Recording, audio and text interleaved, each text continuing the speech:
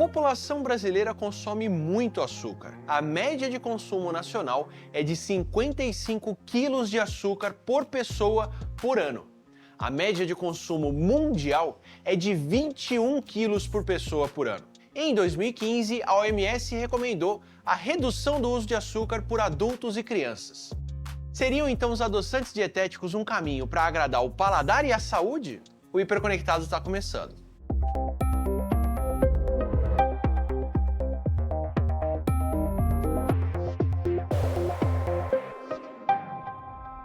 Seja bem-vinda, seja bem-vindo ao Hiperconectado. O gosto pelo sabor doce é quase uma unanimidade, e essa preferência não é só uma questão pessoal, ela tem raízes biológicas. Para a gente entender por que a gente gosta de doces, a gente tem que pensar em evolução. Na verdade, tudo em biologia, né, se explica através da evolução.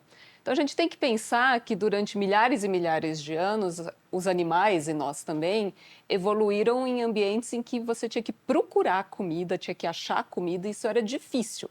Então, animais que comiam mais comida rica em calorias eram animais que se sobressaíram. Então, a gente evoluiu para perceber o gosto de moléculas que têm calorias, que dão essa energia para a gente, e percebendo esse gosto de uma maneira prazerosa, a gente comia mais dessas moléculas e acabava sobrevivendo mais. Então, na natureza é um sinal de valor calórico aí. É um valor calórico, exatamente.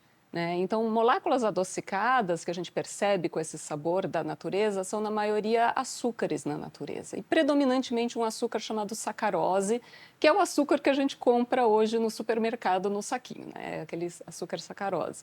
E isso tem um gosto para a gente que é prazeroso, que é esse gosto adocicado. A sacarose está presente em frutas, está presente em plantas, como a cana-de-açúcar, etc., na natureza. E isso ajudou a gente a procurar esses alimentos que nos dão calorias e ajudavam a gente a sobreviver. A nossa predileção por doces se torna um problema quando temos produtos de alta caloria nas prateleiras do supermercado. A gente melhorou a nossa vida, melhorou a capacidade de trazer comida, mas ao mesmo tempo a gente tem que lidar com o fato que a gente evoluiu para gostar muito de comidas altamente calóricas.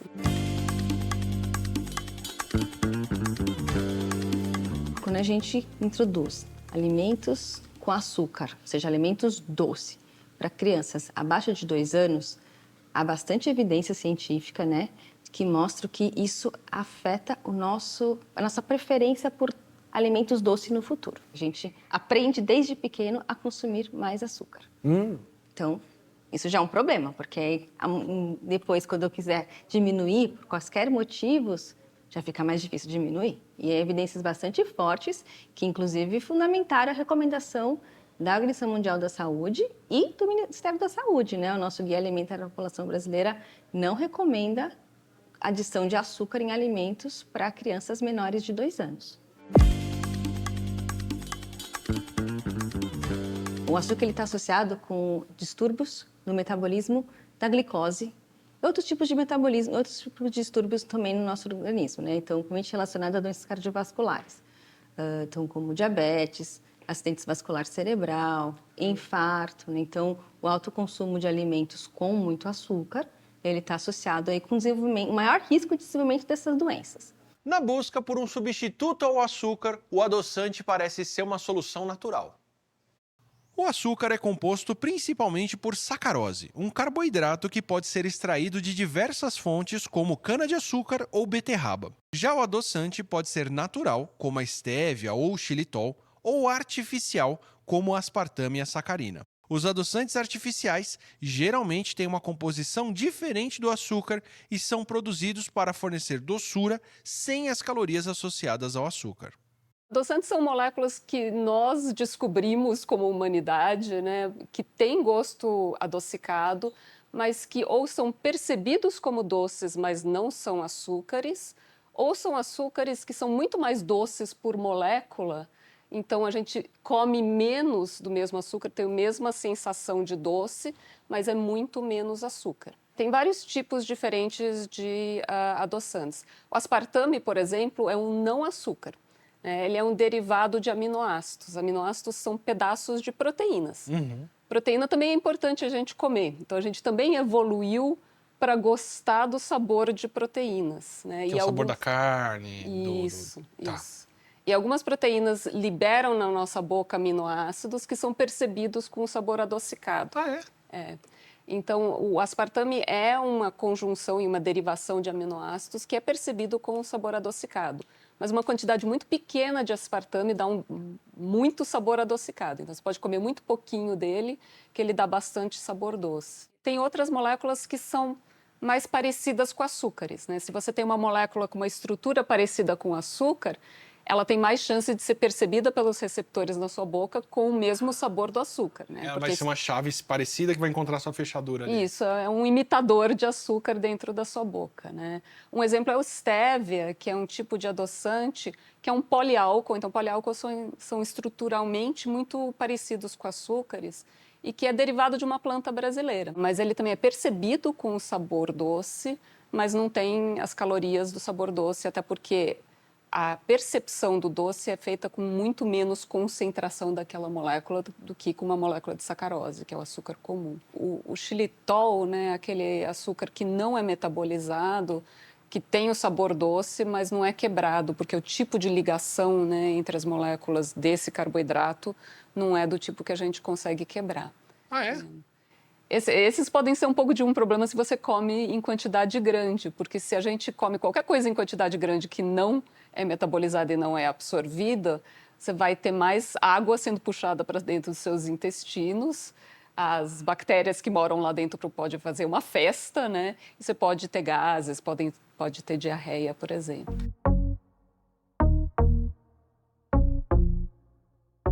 Adoçantes ou edulcorantes são sinônimos, né? O termo técnico que está lá na Anvisa, que é a nossa agência reguladora de alimentos no Brasil, ela é edulcorante, né? É um aditivo alimentar. Ou seja, não é um nutriente, não é um alimento, é um aditivo. As pessoas usam adoçante e pensam só naquele adoçante de mesa, sabe?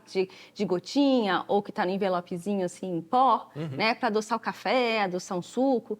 Mas adoçante é muito mais do que isso. Ele não está só no adoçante de mesa, que é um substituto direto do açúcar. Ele está também em alimentos que a gente nem lembra que tem, né? Então, diferentes bebidas lácteas, iogurtes, Ah, é? vários, praticamente todas as barrinhas de cereais no Brasil têm. Sério? Todas as bebidas, esses sucos em pó, sabe? Esses refrescos em pó, têm adoçantes todos, 100%. Até às vezes em alimentos salgados. A gente pensa que adoçante só está em coisa doce, não. Tem quantidade muito menor em alimentos salgados, mas tem. Caramba! Que é utilizado inclusive para dar corpo, muitas vezes, nos alimentos, não somente para dar só sabor. Caramba! Doce. Em 2023, a OMS soltou uma nova recomendação sobre o uso de adoçantes sem açúcar que surpreendeu muita gente. A nota sugere que não devemos usá-los como substituto ao açúcar para perda de peso. Segundo a OMS, não tem estudos que demonstrem benefícios a longo prazo nesse cenário. Apenas a colocação, substituição de açúcar por adoçantes na dieta, sem mudança de outros aspectos, sem substituição por alimentos mais saudáveis, apenas substituição de açúcar por adoçante, isso não estava sendo uma estratégia adequada e de sucesso para perda de peso. Mas não porque os adoçantes tenham riscos, né? Até foi levantado nesse documento que existem estudos que o adoçante foi associado a determinados problemas, como maior aparecimento de diabetes ou de alguns tipos de câncer, mas não há uma associação causal, a gente não tem como dizer se essa associação foi causada pelo excesso de adoçante, porque as pessoas mais obesas têm mais riscos desses problemas e pessoas que utilizam mais adoçantes visando perda de peso, que estão sempre em guerra com a balança, tentando emagrecer e têm hábitos de ingerir mais coisas artificiais, também usam mais adoçantes. Então, possivelmente, a associação não é uma causa e efeito.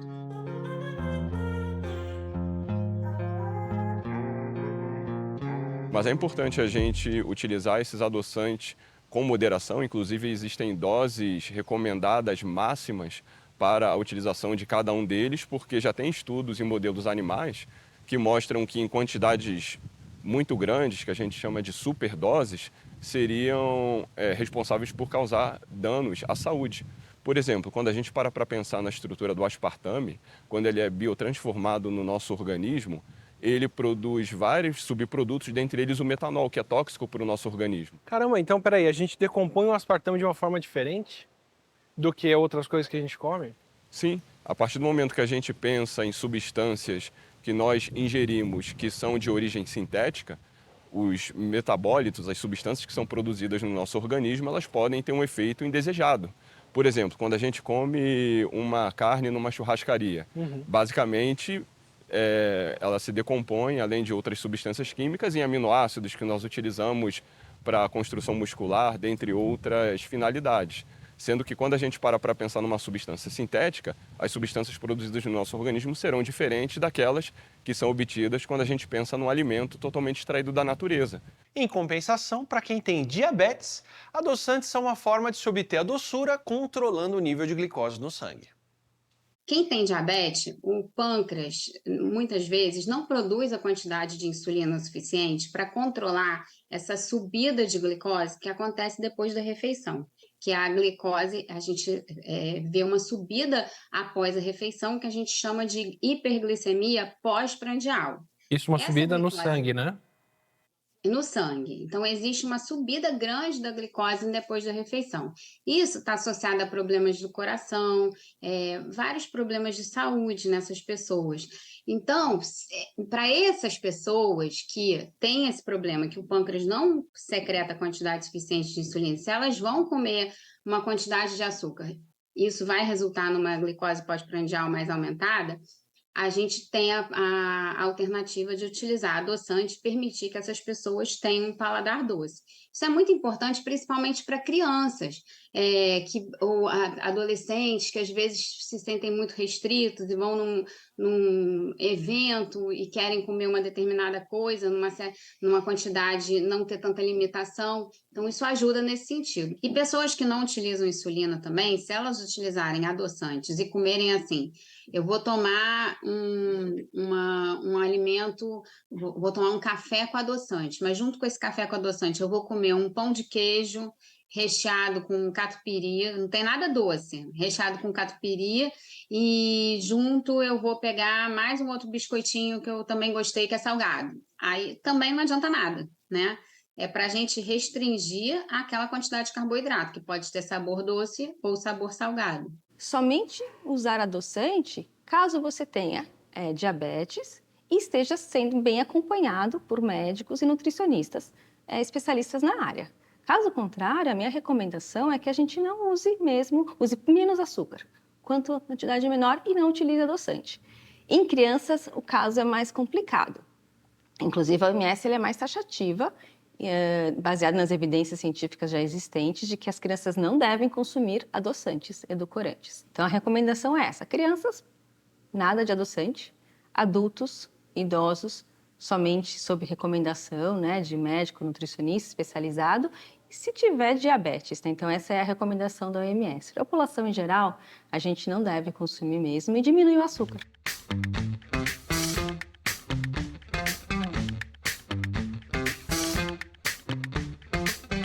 Daqui a pouco a gente volta para te mostrar como o açúcar pode ser substituído na receita do chocolate e os cuidados que devemos ter com a nossa dieta. O Hiperconectado volta já.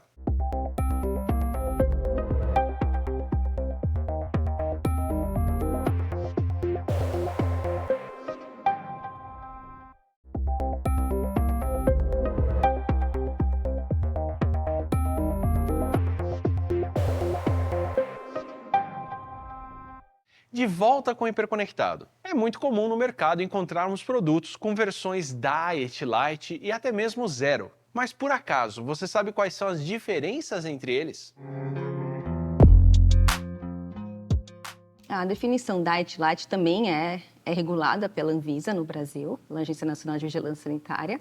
Diet são alimentos que têm retirada, né, 100% de restrição de algum tipo de nutriente ou aditivo. Um alimento diet pode ser, por exemplo, um chocolate que não tem nada de açúcar, zero açúcar, mas que se colocou adoçante para substituir o sabor doce do açúcar. Os produtos diet são os produtos que não têm açúcar simples, que ele é substituído de alguma maneira, geralmente por adoçantes, e são produtos adequados para diabéticos. Ah, e diet para quem tem uma dieta sem açúcares. Isso.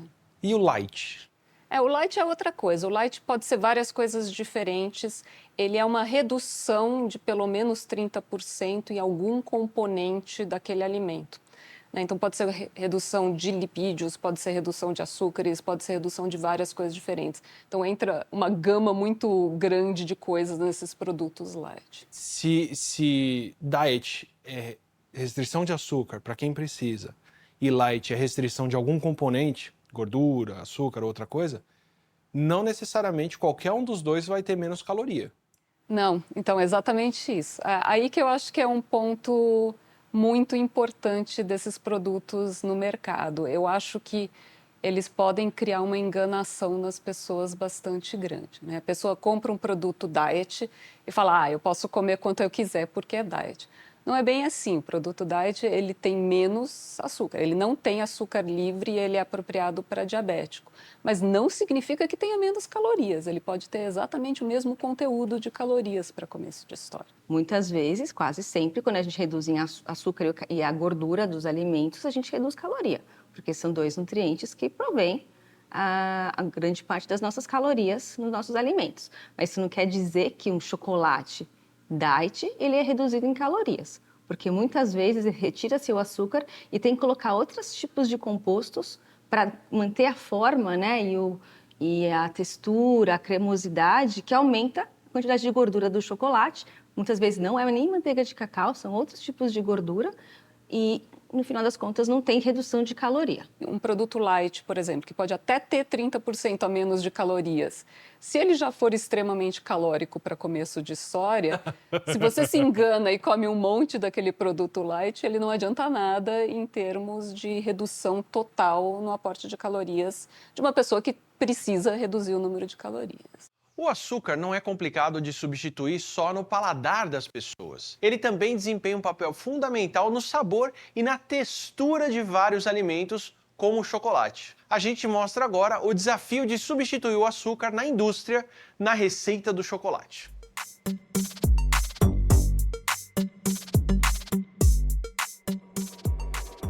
Chocolate hoje, infelizmente, você tem menos componentes do cacau e muito mais do açúcar e de gordura, açúcar refinado. E o açúcar refinado, ele faz muito mal. Então, o nosso grande desafio foi o que a gente pode usar para substituir o açúcar refinado sem perder textura e sabor. Porque não adianta nada você comer uma comida zero sem sabor, né? Então, foi aí que nessa nossa pesquisa de ingredientes, a gente caiu no maltitol, que é um poliol, um edulcorante natural. Ele é um agente de corpo que tem propriedades de dulçor. Então, quando você come o nosso chocolate, você vai ver que ele não deixa nenhum sabor residual. E aí que mora o grande lance da Gold Co, que a pessoa conseguir substituir um chocolate com um açúcar refinado por um chocolate que não tem adição de açúcares, né? Tem os açúcares naturais dos ingredientes, mas que não tem açúcar adicionado, mas que te dá a mesma sensação de prazer. Na língua ele é igual, na boca ele é arredondado igual, é gostoso igual, entendeu? Você não lembra que você está comendo uma comida zero.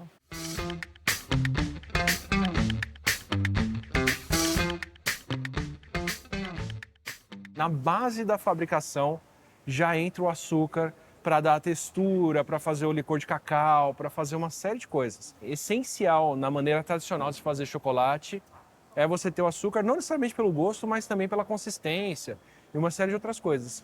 Qual que é o desafio de fazer um chocolate sem isso? Gigante. Por isso que poucas pessoas fazem, porque realmente o açúcar é um ingrediente muito fácil de trabalhar. Primeiro porque a gente já conhece o açúcar há muitos anos, a gente já vem trabalhando com açúcar há muitos anos, todo mundo está preparado para trabalhar com açúcar, né?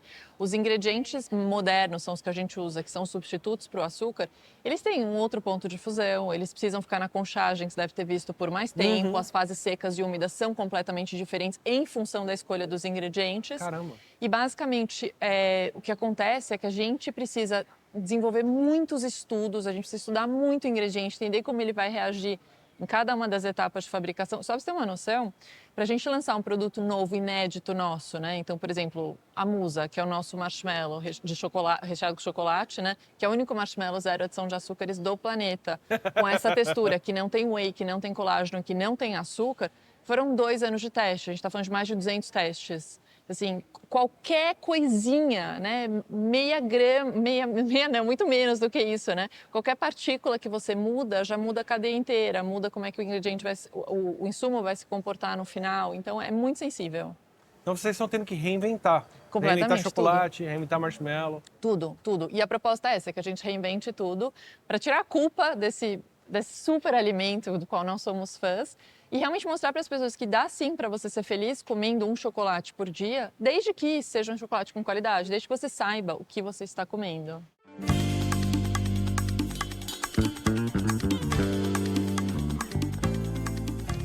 Mas o que eu acho que está na base da questão é educar o consumidor. É o consumidor primeiro, porque eu acho que assim, às vezes as pessoas adoçam sem experimentar.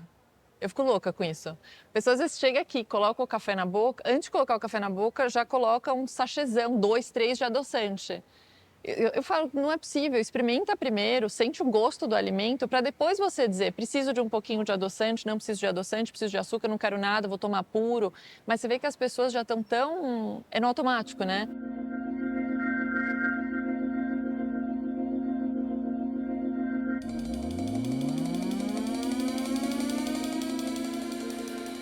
Os adoçantes, eles acabam fazendo com que nós fiquemos habituados a sempre ter um sabor doce muito maior do que os alimentos naturais. Isso por si só já faz com que nós utilizemos intuitivamente alimentos que são mais calóricos. Então tem alguns trabalhos que mostram que tem uma relação entre aumento do apetite, em algum grau até relação com aumento de peso. Pessoas que fazem uso de adoçantes com uma certa frequência, não que eles tenham calorias que promovam isso, mas isso acaba fazendo com que nós fiquemos muito habituados a consumir alimentos mais doces. Eu diria que para pessoas totalmente saudáveis, que podem consumir, por exemplo, o açúcar obtido a partir da cana-de-açúcar, que é a sacarose, o ideal é que ela obtenha uma alimentação onde frutas, legumes, verduras, eventualmente frutas secas, sejam as fontes que vão adoçar a alimentação e a dieta. Pessoas que precisam de um pouco mais de açúcar, o mel é uma ótima opção, o próprio açúcar mascavo, o açúcar demerara, se você vai usar numa receita e você não quer aquele sabor marcante do açúcar mascavo. E para pessoas que eventualmente têm algum problema de saúde, eu diria que a estévia, por ser obtido de uma fonte natural, seria o mais interessante ao invés dos adoçantes sintéticos. Eu, particularmente, quando vou ao supermercado e observo ciclamato de sódio, aspartame, eu acho que é bom a gente evitar. Falar que não vai consumir adoçante não quer dizer que a gente deve consumir açúcar à vontade, que está tudo bem consumir açúcar, muito pelo contrário. Então, a minha recomendação é que a gente diminua a quantidade de doce nos alimentos. Será que a gente precisa colocar tanto açúcar ou adoçante no suco? Será que o doce da fruta pode ser um experimento legal para a gente fazer? Né? Então, um dia coloca uma colher a menos, um dia coloca meia colher a menos, até acostumar a consumir com menos açúcar. Então, seria essa a minha recomendação, né? O café é a mesma coisa, né? Tem muita gente que não consegue consumir café sem açúcar. É um hábito, como escovar o dente, como qualquer outro hábito, a gente acostuma. Também, quem não gostar, acho que não é uma coisa assim, então não pode mais consumir café com açúcar. Diminui a quantidade, coloca menos.